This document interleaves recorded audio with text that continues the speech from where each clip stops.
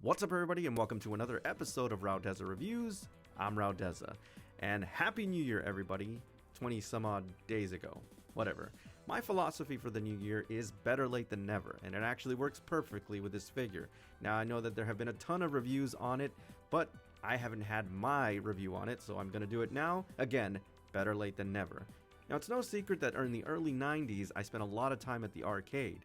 And during that time, one of the kings of the arcade was definitely the Street Fighter series. Now, there were several emulations, or imitations, so to speak, of that same genre, whether it was Mortal Kombat, Samurai Showdown, and my personal favorite, Darkstalkers. Now, what really set Darkstalkers apart from the rest of the beat-em-ups in the arcade was the actual characters that you can play as. Now, you weren't playing as a ninja or a samurai. Instead, you were playing an actual monster from the Universal films, which I thought went hand in hand perfectly. Now, as always, I was looking for strong female badass types in my beat-em-ups, and this was no exception. In Street Fighter, it was Chun-Li, and in Darkstalkers, it was definitely Morrigan.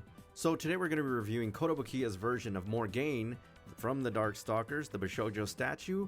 Let's take a closer look. Now, I don't know why, for some reason, the head sculpt on this piece bothered me a little bit. There's nothing wrong with it, but I'm not sure about the tongue sticking out. It just looks a little bit odd. It's sexy, yeah, but it just looks a little bit weird to have something sticking their tongue out.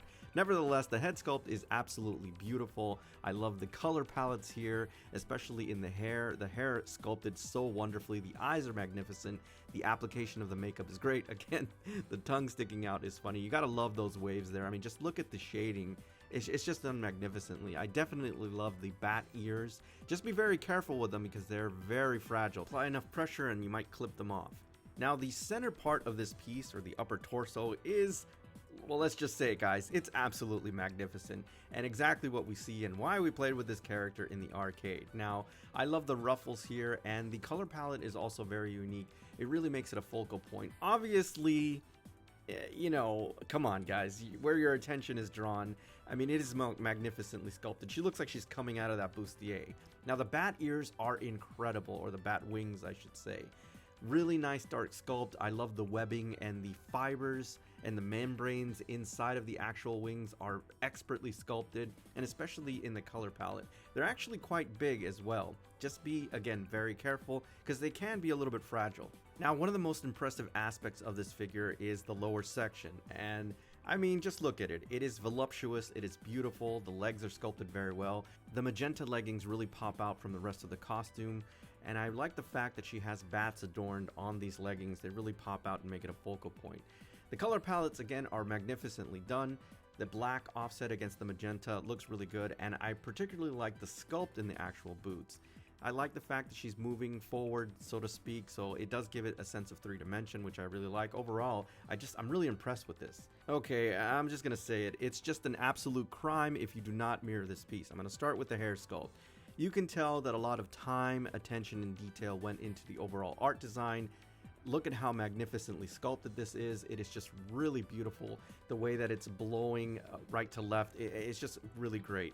The bat wings, there's some textures, very leather looking, as you would see on a bat wing on the opposite side. And guys, the fan service, I mean, fuck you marron, right? I mean, I can't even describe it. It is perfection. This is just probably the best fan service I've ever seen. You also see how she attaches to the base, which is, you know, pretty simple, but nevertheless, and my god, look at that. I don't know what else to say about that. Definitely mirror this piece. Go buy a mirror, please. Now, normally I put a lot of importance on the bases. In this particular case, I mean, who really cares about the base? That's not why you're buying this figure. She could be standing in a garbage can, and this figure will still look good for obvious reasons, and you know why you buy this piece. It is what it is, guys. I gotta be honest in the review. Now, it's pretty simplistic. It looks like she's standing on a cloud of some kind. I really don't care what she's standing on. This is still a magnificent piece. Like I said, she could be standing on some obscure, arbitrary thing. It wouldn't matter. That's not the selling point here. Now, this is a very interesting thing. I was very bewitched by this sculpt because when I saw it initially, I thought it was a little bit weird that she had her tongue sticking out, but then I start to think, well, you know, Kotobukiya figures typically don't have any kind of sculpt in the mouth area, so this actually makes it very unique.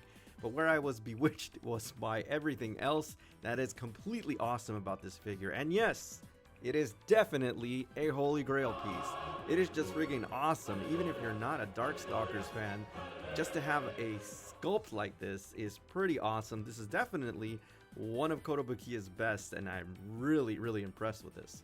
And yes, before you guys ask, I'm going to be doing the rest of the line. I'm going to be reviewing the Lilith statue and, of course, Felicia, so stay tuned for that. Alright everybody, so that's my official review on Kotobukiya's version of Morrigan from the Darkstalkers, the Bishoujo statue. As always, I thank you for tuning in, and I'll see you on the next Routeza Reviews. Okay, yes, it's either Morgan or Morgaine, I can't remember. Please, okay, don't be that guy in the comment section that is like, oh, but actually it's pronounced blah blah blah. Nobody gives a shit.